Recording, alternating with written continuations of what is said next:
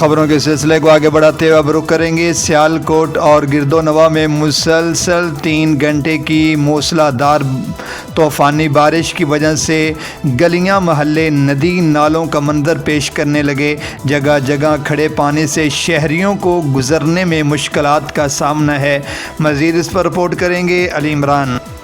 جی بالکل، سیالکوٹ شہر اور گرد و نواح میں تیز ہواؤں کے ساتھ مسلسل 3 گھنٹے سے بارش ہونے کی وجہ سے متعدد فیڈر ٹرپ کر گئے اور کئی علاقوں کی بجلی بند ہو گئی، جبکہ بارش کی وجہ سے گلی محلے اور گھر دریاؤں کا منظر پیش کرنے لگے۔ انتظامیہ کی طرف سے موسم برسات کی آمد سے پہلے شہر بھر کے ندی نالوں کی صفائی بھی نہیں کروائی گئی۔ انتظامیہ اور میونسپل کمیٹی کے نااہلی کی وجہ سے گندا پانی گھروں میں داخل ہونے سے شہریوں کو شدید مشکلات کا سامنا کرنا پڑ رہا ہے۔ شہریوں کا کہنا ہے کہ ہمیں اس اذیت سے بچائے گندے پانی سے شہر بھر میں بیماریوں پھیلنے کا خدشہ ہے۔ عوام گھروں میں محصور ہو کر رہ گئے ہیں۔ گندے پانی سے گزرنا شہریوں کے لیے مجبوری بن گیا۔ بارش کے پانی اور گندے سے مزید بیماریاں پھیلنے کا خطرہ ہے۔ شہریوں کا کہنا ہے کہ انتظامیہ کو چاہیے کہ نالیوں کی صفائی کروائے تاکہ سڑک اور گلیاں محلے ندی نالوں کا منظر نہ پیش کر سکیں اور متعلقہ حکام نوٹس لیں تاکہ شہری مختلف بیماریوں سے بچ سکیں۔